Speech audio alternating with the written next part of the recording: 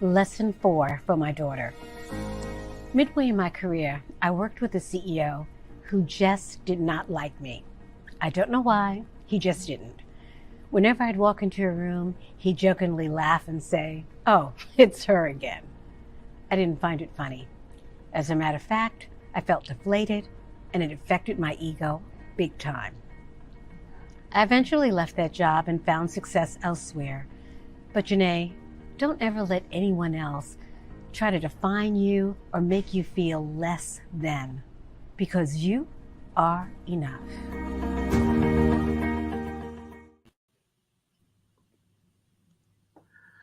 That was powerful.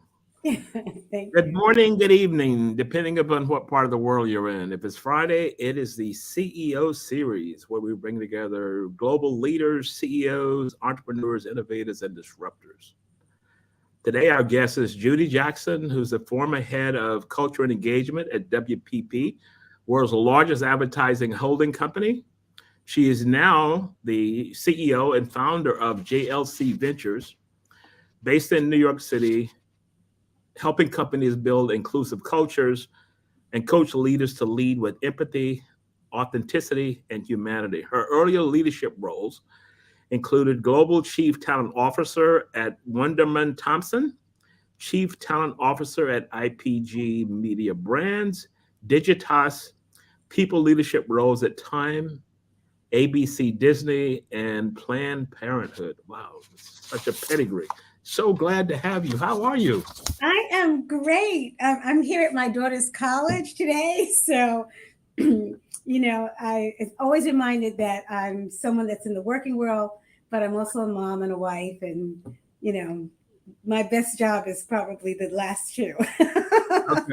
Okay, cool. Yeah, so that's a whole story within itself. So been there, done that. So tell us about your career journey, starting in how did you get an HR and the rise to the head of culture and engagement at WPP? Now, Ron, that's a long story. So, I know. so let's kind of try to condense it. Actually, it's interesting how my career evolved because I wanted to be in advertising as part of my career, and I went to a headhunter to look for a role in advertising outside of school, and the headhunter said, while you're looking for a role, why don't you work here? Because I was looking to move outside of New York. I was, getting married, and fell in love with the world of HR. And as it turned up, I ended up found a job through the headhunter. His jobs came in and moved into ABC TV in a recruiting role. And from there, moved into advertising, BBDO, eventually IPG, Omnicom, and then WPP, where I went. It's weird. I've worked in a few places more than once. One place 3 different times in my career. Yeah, So this is a good thing. And now, after working in HR and the last role for the last 4 years of building culture at WPP, which is 109,000 employees, deciding to have the courage that you've had long ago to try to go out on my own. And again, as I think we were talking earlier, choose to work with people that I like and respect and focus on doing things that I love. And that's the journey that I'm in right now. And it's fun. It's scary. It's all of those things. Yeah. As they say, welcome to the club. I got a post here from Dr. Johnny Parker, and he says, "I love that you are enough. Refuse to let someone write your story." Oh, yeah. Yeah. That's been a journey for me because, growing up, from Jamaican heritage, always wanting to do your best in an era where, not like my daughter, where she's 21 and, you have your voice. I was growing up in an era where you wanted to have permission to have your voice. And you did tend to let people, or at least I did, define me and wanting to please. And, it took some bumps in the road to embrace who I am, which is not the typical HR person that people tend to know. I'm known for leading with love. I've been authentic before authentic was popular, and it got me probably in trouble. So it's been a journey to recognize that that you are enough, that you get to define yourself, and no one else should have that power over you. Wow. But it's interesting how corporate America can do that to you, and how we allow it to do it to us. So I work really hard to make people, and for my daughter, have the strength to define herself. Wow, that's so cool. Watching the video when we first started, and you talked about lessons from my daughter. How did that come about? Because that's taking on the branding of its own. I always watch them. Every time it comes up, I always watch them. Thank you. And I got to give you my angle to that because my daughter and I are very close. And listen, sometimes she kind of pulls my strings and said, "Don't do that." Yeah. You know what? It's sad to say most of the things that I've done have not been well thought out. So it was just an idea. I've been thinking about a book. I keep a track of all the lessons I've learned over the years, my Judy mantras. And I think at a point in my life I was thinking about, I want to make sure the lessons that I've learned are passed on to my daughter. I talk to her all the time. So it was just an idea that said, you know what, I think I just might post little 1-minute segments of lessons to her. And it wasn't with the intent of branding. It wasn't in the intent of really other people listening. It was an intent. The intent was to leave these messages for her in a way that she and, maybe even her friends or others would pick up on. And it's taken on a life of its own. So, we're not always going to be here for our friends and family. Yeah. And, what are the ways that we can leave a lasting impression that maybe helps them to not make the mistakes that we made? They'll make other mistakes, but maybe they won't make those same mistakes. So it was really my gift to her. Yeah. Well, when you said for friends and family, posting, I suggested your video to a friend of mine who's former CHRO. He doesn't want to do this kind of event, and he wants to do bits and pieces kind of on a topic. And I said, take a look at this. Oh, thank you. That's good. Yeah. So I said, take a look at this. And I said, 1 minute, 2 minute, boom, and that's it.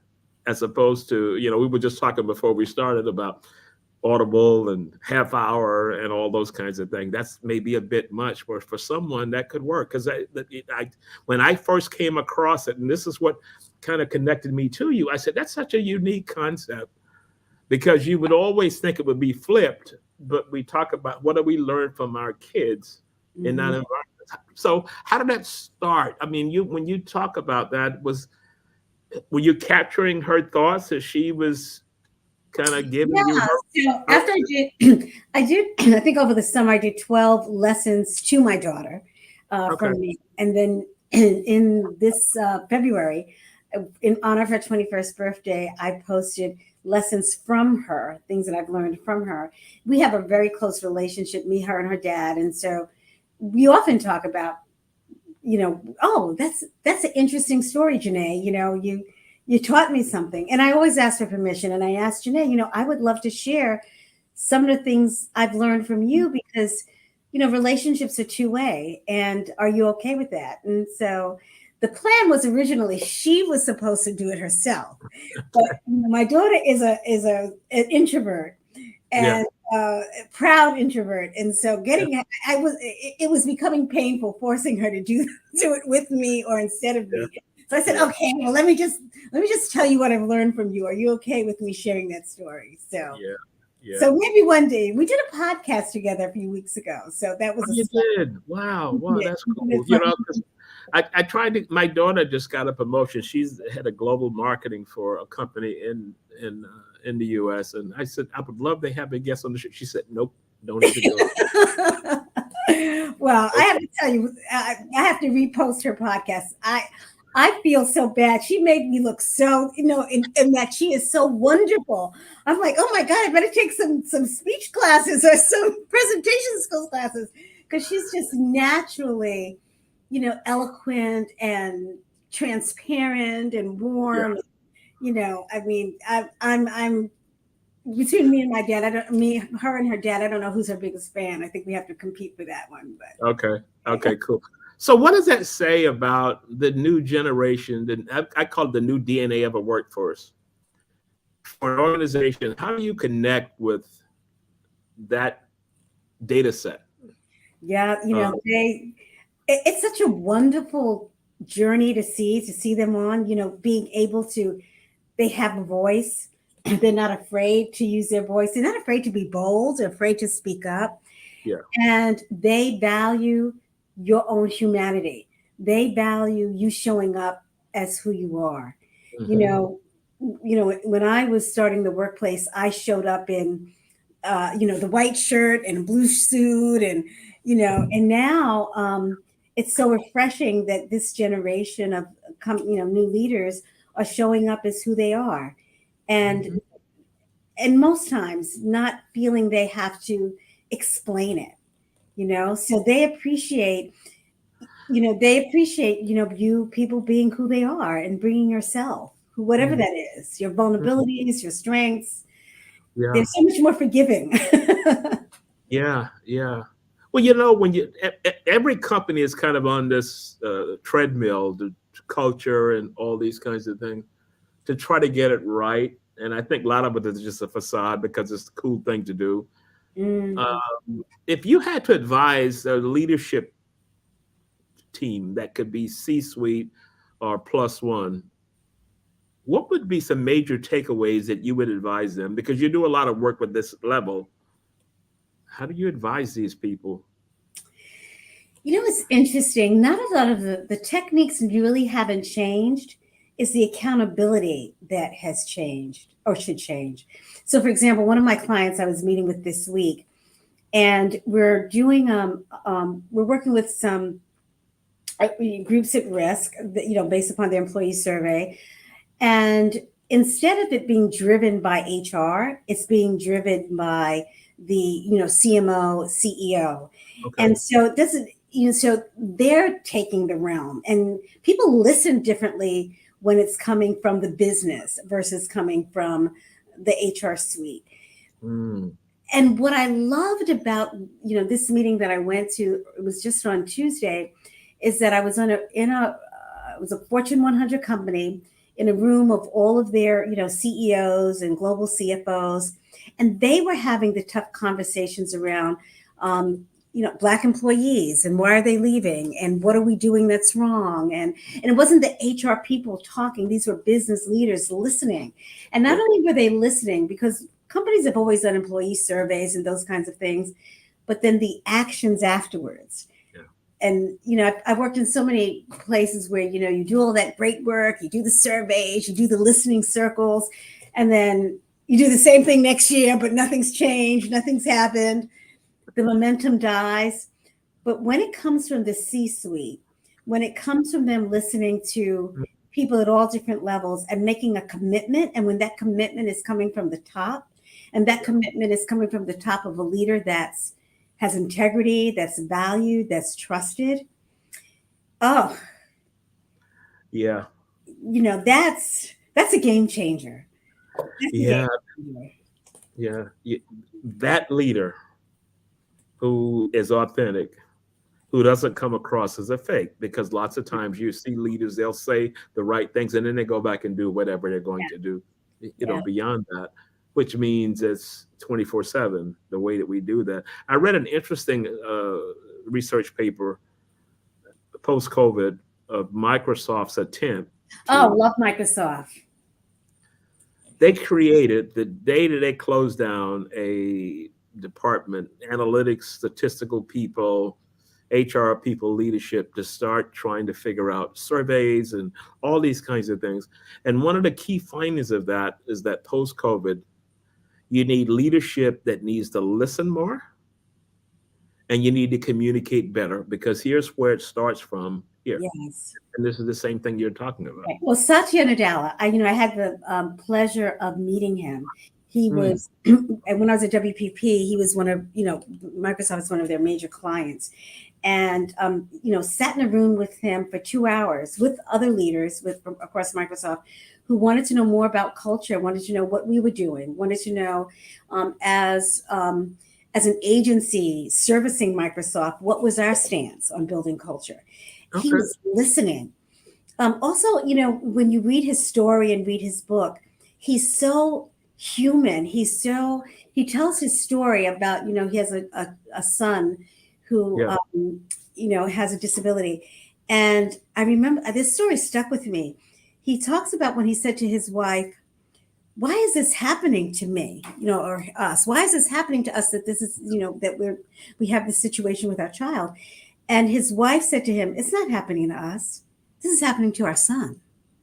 Oh. And that was like an awakening for him of, oh my, that even brought him to be more human. This isn't happening to me. Yeah. And somehow or another that influenced, from what I remember from the book, influenced the way in which he leads. Yes. And, leading from the human heart. So I thought that was just, I don't know, that touched me in a very unique way. Well, that touched me also. Matter of fact, his son just died maybe a year ago, year and a half ago, I think. And I was thinking, look, you have created this success, and then you have a child, which is going to require a whole lot of other effort. And it's not going to be a normal kind of childhood for that particular young person. And every time I would see him speak, I would always think through that when he goes home at night and reality sets back in and you see this. So the grounding, that was a grounding for him. So when I do leadership development, one of the things that we spend some time talking about is that what has had an impact on the way that you lead people. Mm-hmm. Give us a story. And I've seen people get to voices quiver, and tears come because they're reflecting on situations like this. But how could you embed that in a culture of a C+ who may have been favored through life? Everything was kind of there on a silver platter, and they've never had those hiccups, maybe through careers or whatever. Any thoughts on that? Well, you know what? I don't know if it's true that people haven't had that there are some people that they may seem to have a privileged life. Okay. But I've talked to so many CEOs who appear to have had a privileged life, but they've still suffered from imposter syndrome, or, they've experienced things through others. They've taken it, particularly when we went through, COVID and, the racial unrest. I worked with the CEO, Mark Reed, at WPP, and we had calls with leaders, leaders of color, primarily Black leaders at that time, on a Saturday afternoon to listen and hear their stories, to listen and hear, how is this really affecting you? And he took the time to try to be empathetic and put himself in their shoes. Yeah. So I think you can get, first of all, I don't know if anyone has truly had a privileged life, because there's something we've experienced either within ourselves or what we've observed around others. But also we can be empathetic. We can really listen and put ourselves in another person's shoes. I think a lot of it depends upon our values. Regardless of the life that you lived, what are the values that you live by? Remember, working for a privileged CEO, and we're interviewing candidates for a senior role. And on paper, this particular candidate looked great. Yeah. And my CEO said, I don't think this person has integrity. And this is earlier in my career. And I was like, wow, I didn't realize that was a criteria. Of course that's a criteria. Yeah. I was honored to know that human quality was so important, that was something that he looked for. Yeah. So I guess it's hard to label people just because of the life that they've lived. I think you have to look at the heart that they have. Okay. So I want to flip that back to you. As you told me, so I'm going to ask you questions. I'm going to flip it back to you. What do you look for? You hired executives throughout your life, and what is kind of a key point that you connect with that's kind of important to you in making that decision? I learned something once from Laura Lang, long ago in my early part of my career. She was a CEO at Digitas. And what I loved about her is that, we'd look for skills for people, but Yeah. she would create, if she found someone who had those innate qualities, that passion, that desire, maybe it was the human qualities that they had, but she would not look for people to always fill a role, a job description. She would look for people who had, I guess, the potential to build or create new things. So I think I look for, it doesn't really matter the level. I look for people who are human, people who can be vulnerable, people who really care about not only the work, but how they've led. I think even now, today, the human qualities that we look for in people are so much more important when it wasn't in the past. Yeah. I've worked in advertising for a long time, and reputation is such a huge part of and in the past, the reputation was, how many awards you've won, how many creative awards you've won. But now it's all about, I get calls all the time and people say, do you know Joe, who was, chief creative officer at XYZ company? I see you've crossed paths. What are they really like? Yeah. I don't think 10 years ago I was getting those calls. Yeah. How do they treat people? Yeah. So those human qualities, who have you developed? Who have you grown? What would people say about you in a room that you're not in? Exactly. Your reputation is your resume. Yeah. And I tell that to my daughter as much as I would tell that to anybody. And that reputation starts so early on in your career. And it's even more important now. Yeah. So what's your reputation, Ron? Let's move on here. I kind of knew that was going to come. What would people say about you if you were not in the room? Someone posted something online the other day, a gentleman who I had in a session a while back, and he said, I just want to celebrate this guy. He says, this guy's always giving. He always sends me article to read this, read that, and he's very big on relationships. And I said, you know what? He nailed it. Because I am. I can go back to you, my first job out of college at IBM. I still keep in touch with people. Yeah. From every job I've had over the years, I still keep in touch with people. Yeah. Relationship management, you may want to call. I know that's kind of a competency now, but that's always been big with me. And when I interviewed people, I wanted to know, take me back to your last job, the job before that, and talk to me about conversations you've had with people since you've left. How many people did you manage? What was the last conversation, general conversation topic? What was it about? And when people keep coming back and say, well, we all kind of split up. I don't really hear from anybody. That's not good for me. Yeah. Because I want you to be able to share a story about how someone reached out to you, even if it's just, I'm getting married, or we just had a baby, or whatever it is, because when you build that relationship, those things will come. When it hasn't come, you weren't connected to those people. Yeah. I want to know, I use this phrase in a lot of my LinkedIn messaging about lifting as we rise. And candidly, being a Black woman, I find that critical that and not everyone always, follows this thinking, but I believe we have a responsibility to lift others. And I think, Ron, you've done that. We don't really know each other, but you'd emailed me and I was telling you how, I just started my business. It's just a few months in. And you were giving me free advice. I mean, you did not have the feeling of, this is a zero-sum game. If I win, it's not like if I win, you don't win, or if you win, I don't win. You have such a philosophy of, let's all win. We can all win this. And even just now, before we got on this podcast, you were giving me advice of things that you've done, things that worked, lessons learned, without any currency that we've already established with each other. And that's such a gift. You are giving. I will concur. So that was mine. Okay, so I answered yours. Okay, so we're cool. Oh, you don't think that was the only one? Okay, cool. So let's talk about culture. How do you define culture? So we see culture being talked about now. That's kind of a new buzzword, the culture inside of an organization. I always, feel that culture is how an organization performs, how it does as it relates to their people. Are we afraid to speak up? Mm-hmm. Could we share our innermost thoughts without being chewed up and spit out?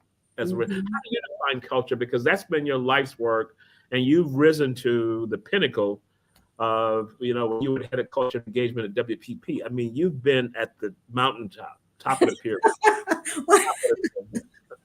So, give us some nuggets here. But you know what, Ron? It's just that language and marketing things. I mean, I think we've always been doing culture. If you were, in a role, if you were a manager, you were doing culture. I mean, how you treat people every day. The systems that you put in place to ensure people are treated equitably, the way in which you recruit, the way in which you promote, all the things that we do. The way you say hello in the morning, who you say hello to, how you get on a Zoom call. Are you interested in, how people really feel, or are you just interested about the work? What every person does every single day has always been what defines the culture. Culture isn't, and we all know, it's not the thing you put on the wall that says, we put people first. How many companies do we know that say, we put people first? And that's the same company that as soon as there's a little drop in the business, those people are out the door, So it is, culture is not new. Yes, we put new language on it, and luckily it's getting more attention. My concern is that these things that we talk about, whether it's diversity, inclusion, equity, culture, that they're not fads, because we've been talking about these topics and I will admit, 40 years that I've been actually working, and that's new for me to admit that. But we have been, it's about how you make people feel every day.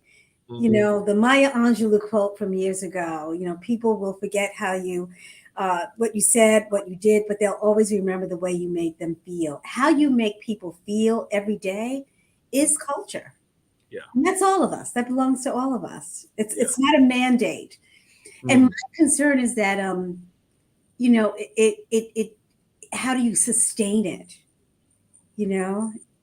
If a Satya, leaves as a CEO, will that culture that he's trying to create at Microsoft, will that sustain? Is it embedded in all the layers, in all the roles in an organization? I don't know. But ideally, it is in the fabric of an organization. I think it cascades down. If that leader sets the tone from that, people will interact accordingly to that within certain parameters. But they need to set the tone and the flavor for how we're going to treat people here. But Ron, let me interrupt for a second. We had a conversation earlier. What happens when that CEO or leadership has set the tone and they leave the organization?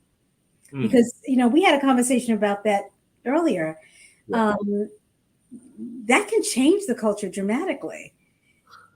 So how do we, and I don't have the answer for this, how do we ensure, maybe it's all the people that you hire to make sure, but how do you make sure that what you've built doesn't leave when the people that have led that charge leave? That's going to be a terrific case study, because it's kind of like that leader's driving knot. In the situation that we had discussed, when that leader left and they brought in another leader, that leader was a people leader, and they brought in another KPI leader. Everything disintegrated. The entire company just disintegrated as a result of that. It would have been hard to maintain that level of the prior leadership with the consistent message coming out. And it's all about the numbers and getting to what we need to get to for Wall Street or whatever it would be. So it really has to be in the fabric of what you do every day. What I loved about this meeting that I talked about that I went to on Tuesday is that this senior leader brings all their CEOs together, not just of the company, which is a Fortune 100 company, but of all the ad agencies that work with that company. So what I liked his approach is that he makes sure that his message is not in a silo. Mm-hmm. How do you, how do you do that to make sure that all the entities that you work with share your values, Mm-hmm. are kept accountable to those values, Mm-hmm. or measured against those values over time? So if we look at a CEO just doesn't walk in and take that job, and I have a few friends who are in the board kind of consultancy phase of, that segment of a business. How do we look for a new CEO who sustains culture? So when we talk about how do we hire people, what do you look for? That can come back into the same conversation. Yes. Is that board aware that we have a certain unique culture here? And we just can't go out and hire a CEO who's a great KPI driven, meets the numbers and all those kind of things. But KPIs here, but I need the soft side. Who wants to listen, who wants to walk through the building and talk to people consistently in doing that. And you build your brand as the leader that, the door's always open kind of approach. And that's kind of another level that I think boards are going to have to be more concerned with. Yeah. Just like boards do accountable. They make the final decision on bringing those people in. Yeah, I mean, boards will generally focus on the revenue and the red and green light scenario, but people have to we all have to hold each other accountable. Boards have to hold an organization accountable. And I want to say that I know we talk about those soft skills, but I hate that we call that. Can we think of another name than calling caring about others and treating people with respect? Something other than soft, which makes it feel less relevant or less impactful. Well, you in your intro and when you came in, you talked about that phrase, empathy, and those kinds of approaches and using that. So, we say the soft skills, but maybe that isn't. Maybe I need to take that out. Ron, I'm going to give you a task. I want you to come up with a new word the next time we talk. But that empathy and bringing your real self to work and all those kinds of things. So human skills. Dr. Johnny Parker says human skills. I want to do a shout out to Ivy DeBorgia. She's in Philippines. Great CHRO, has a huge future ahead of her. Worked with her over the years. She says your reputation is your resume. Yes. Just on with that. Yeah. Thank you. That is true. More and more each day. I think every job that I've gotten, Ron, has not been through my resume. It's been through even early in my career. Personal referral, you as well. A phone call. It hasn't been knocking on a door. It's been even coming to WPP and Wonderman, which was part of WPP. It was a CEO reaching out and saying, I've heard about you and I wanted to have a chat. And that's, I called it luck at the time, but and that reputation, it is so hard. Yeah. It takes a lot of work and consistency to build a reputation, and it takes little time to destroy it. Yeah, it could be done just like that. I had a big project that I worked on Thanksgiving week, pre-Thanksgiving week, and a couple of weeks before Christmas with a major firm based out of Singapore. Mm-hmm. And the way that came into me was the young lady had and I had interacted, and she said, you have a strong reputation, and I wanted to see whether you would be interested. And this whole which was a huge project that we worked on for C-suite and -1. We did a C-suite first in Bangkok, and then we did a -1 in Kuala Lumpur. And all of that came back through, what Ivy just mentioned, was the reputation preceded and enabled me to move this to that level of interaction with that client, which is a very good client today. So thank you for that. So let's take a commercial break, and then we'll come right back. Okay. Do you have an all-star HR team? You may feel your team is already performing at a high level, but let's take a closer look. Would your company's top leaders and employees agree that your HR team are operating at a high level? Are team members able to influence top executives on difficult topics? Are team members business and strategy focused on the challenges the organization is facing? Does the executive team trust your direct reports as advisors on human capital issues? If you can answer yes to these questions, you have built an outstanding team. If you feel there is room for improvement, Strategy Focused Group can create a custom development program to elevate the quality of your HR team. We use HCI certification programs as well as non-certified HRBP MBA Masterclass to give your team a laser focus on the business and strategy. Please email us at info@strategyfocusedgroup.com.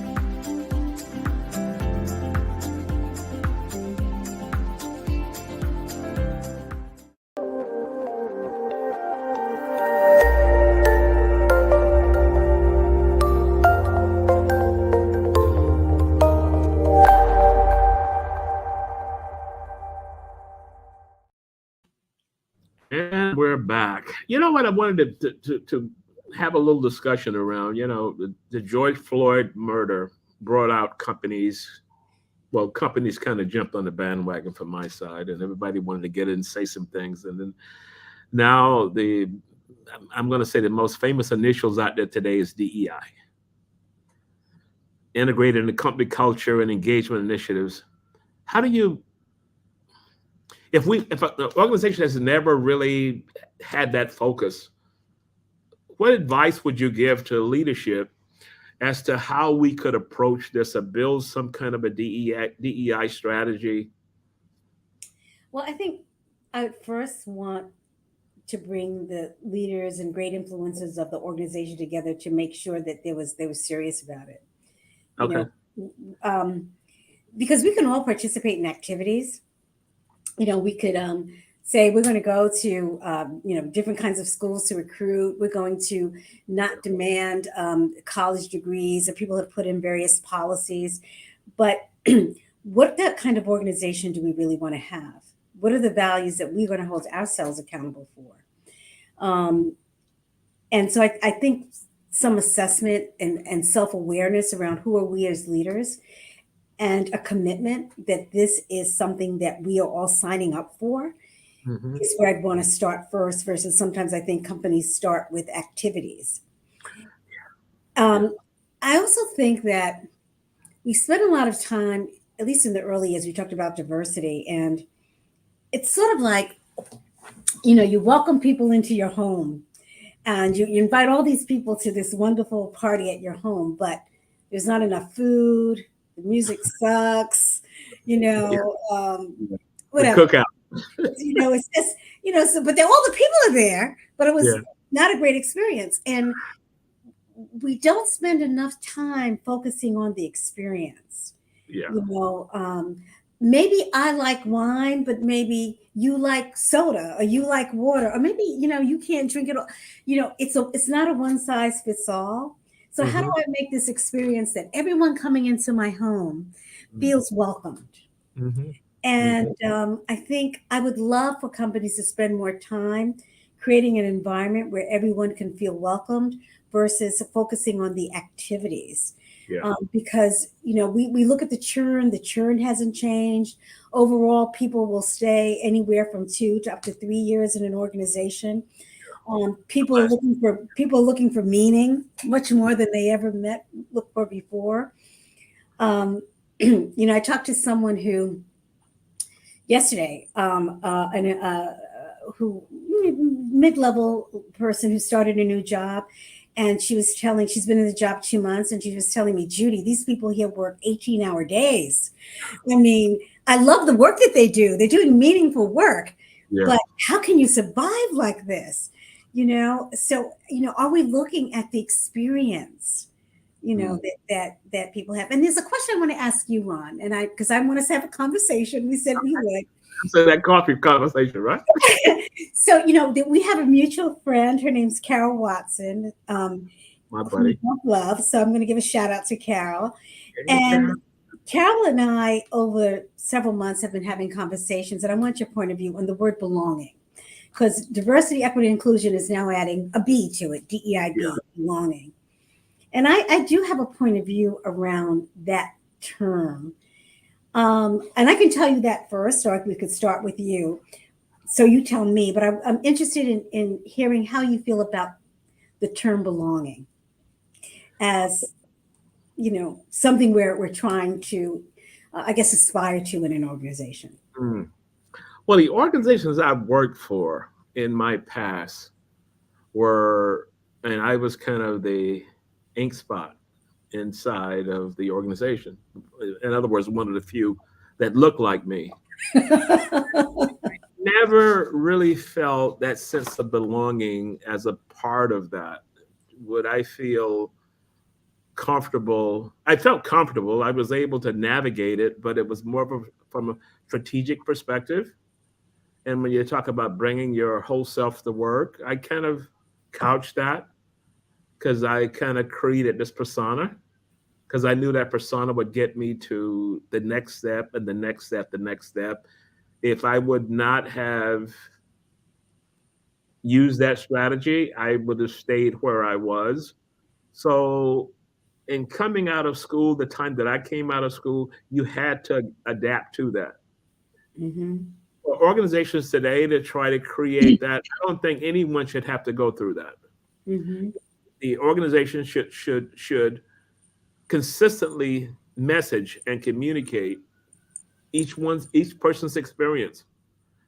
But the thing that kind of, I don't want to say irks me, but when I look at it and you're making all these statements and I go look at your about page, I look at your leadership team, I look at and hear stories of the turnover inside of your organization of people that look like me or a variation thereof. You can say what you want to say, but you're not living that. And I think someone is going to be needed in these organizations to guide that. But what is happening, there's a higher turnover in that DEI space than probably any other segment inside of organizations because they say they want to do things, they make the role, they create the role, the people comes in, and the people are not a part of that leadership team. Right. In a lot of cases, it's kind of an offshoot of it. And they're not really buying into it. So it's more window dressing than anything else. So I have a problem with the entire whole DEI and B is belonging is coming in now because I tend to think, and this is from my side, and I've been out of the U.S. now for 7 years, but as I look from Dubai or Middle East to U.S., I see just talk. And I don't see that. Now here, companies will say, we speak 17 languages. We have a workforce that's comprised of 50 nationalities. Everyone speaks to that. You go inside of an organization and you look at a leadership team, it is very diverse. It's from all parts of the world. They are much further ahead than the US market is as it relates to that. So that's kind of my thoughts on that, because I think a lot of it is just window dressing. I think the magic is, which I've always been, a fan of, is trying to get things out of a silo. Sometimes what happens is when you bring in a DEIB or culture person, it's like, well, that's that person's job. That's what they do, and so it kind of puts others off the hook. Yeah. And I think, some of the greatest leaders recognize that voice has to be at the table, and that voice has to be embraced by those that share that table, and that person doesn't have to be the spokesperson for a great workplace or a diverse or inclusive workplace. But isn't it much more effective when, like, I like to be the voice behind, in the ear of the person who's leading. Helping them, because it's their company. It's not my company. I want them to be able to have the information, the drive to change the workplace and to bring others along. It is incredible. It's an incredible burden to put that on someone that's in a DE&I role, and it doesn't work, and it hasn't worked. I admire a gentleman I worked with in the past, David Kenny, who it might have been a symbolic move, but he's CEO at Nielsen, and he took on the title of CEO and, Chief Diversity, Inclusion, and Equity Officer. Really? Wow. As a statement. And I think, David, that was early on. That was several years ago. And, that's before George Floyd. And I think, that sent a statement of, this matters to me at this level. There was some controversy from other people around it, but at least it was a statement, But yeah, it can't be in a silo, and we can't allow the people in those jobs to carry that burden. And often they're carrying that burden alone. I just finished a book, Dr. Pam Newkirk. I don't know, Dr. Pam Newkirk. She's the professor at NYU, Diversity, Inc.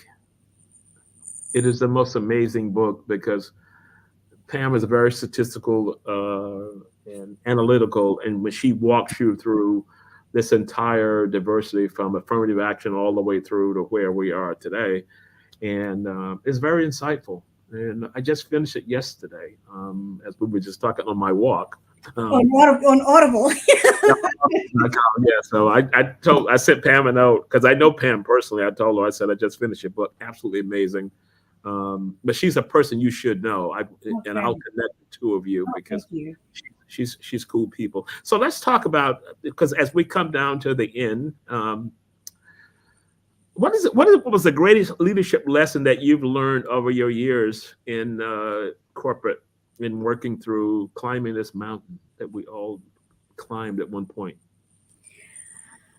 Oh gosh, Ron, so many lessons. I don't know if there's one that I could say the greatest, but one that has impacted me the most has been around authenticity.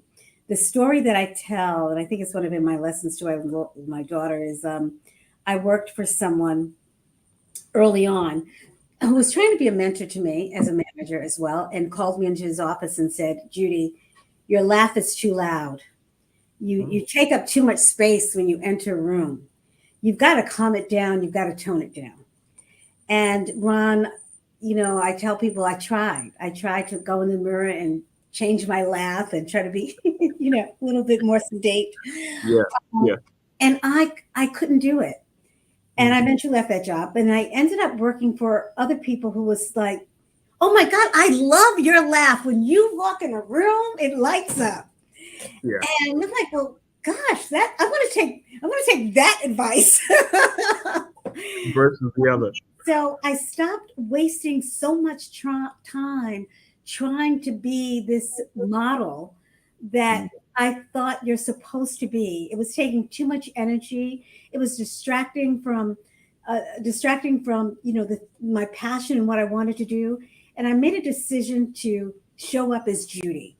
Mm-hmm. And when I when I go to meetings and meet with senior leaders, I sometimes ask. I did this once at WPP, and I said I was presenting to their board, and I said I'd like to bring someone into this meeting.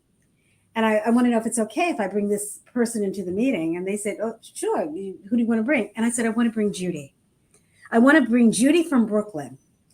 I want to bring me as who I am, with my passion, my joy, my love of culture and people, my stupid jokes, and my love for my work. I want to bring her. Can I bring her into this room? They said, sure, bring her. Wow. And I have that in my head every time. And if I'm in a room where I cannot bring Judy, then that's probably not a room that I should be in. Yeah.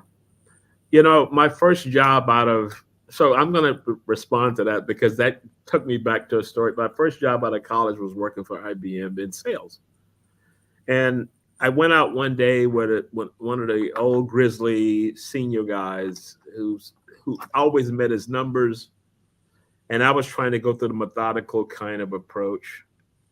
And then we had lunch. The other Ron came out.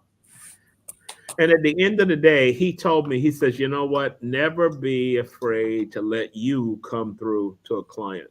He said, when you do that, you'll connect. He said, you're just spouting off what you learned in sales school. Let them get to know Ron. He says, I don't go through half the stuff that people tell me to do. He said, but when I walk into a client, they say, yeah, give me 15 of those. and that's the end of it. And then we spend 20 minutes talking about their families and all those kind of things. He said, never be afraid to let you come through. And I'm like, whoa. And when I started doing that, all my numbers shot up. Yes. And I said, that's my motto for the rest of my career. As long as I'm. Yes. You know, I was presenting to a client the other day of a program that I do. I have a program I created called Elevate. And it's a program for Black employees to help them find their powerful voice, their presence. It's a sponsorship. They had a sponsor with a CEO level. And this program was, presenting it as something for this company to purchase. And I, my bio comes up on screen, and I said, you could read my bio, but I'd prefer you know who I am and why this matters to me. I have been in rooms where I have felt invisible. I have been in rooms where my voice wasn't welcome. And I've been in rooms where I've been great and people want to hear from me and my ideas are valued. So I've been on both sides of the fence, and I'd never want anyone ever to feel that feeling of invisible, particularly someone like me. Yeah. And so that's why this matters to me. So you could read my resume and all the companies I've worked for, but I want you to know who I am and why this matters. That is so powerful. So you know what? Our time is up. Thank you so much. As I said, it would be a coffee chat, right? It was a coffee chat. Yes, it was, and we both chatted. So we both chatted. Yeah, we did good. We got some great comments. I want to thank Dr. Johnny Parker and Ivy DeBorgia for listening in and giving us comment and a little direction as to what their thoughts were. So thank you so much for being a guest on the CEO series. And this is why it's called the CEO series. We bring thought leaders in and just kind of pick your brains, pick successful people's brains. And I think we do a good job of that. So thank you, Ron. I hope we can continue this relationship. You are a giver, and I would love to take some of what you have to give. Anytime. We can always set up a call. So I want you to hang on as we close out officially.